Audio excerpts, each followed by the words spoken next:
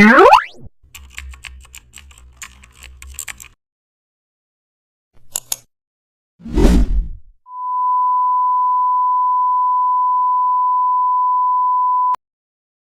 back to the channel, and don't forget to like, share and subscribe for more updates. Today we are diving into an exciting tutorial how to create a stylish text portrait using clipping mask. Open your portrait photo in Photoshop and then add a new layer with large bold text covering the face. Then drag the photo layer above the text, right click and choose create clipping mask. Instantly your face appears inside the letter. Adjust the image placement for balance. Now add a dark background to highlight contrast. Use drop shadows to pop the text from the background and add a subtle gradient overlay to the text.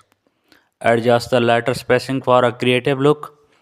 Duplicate the text layer and change blending mode.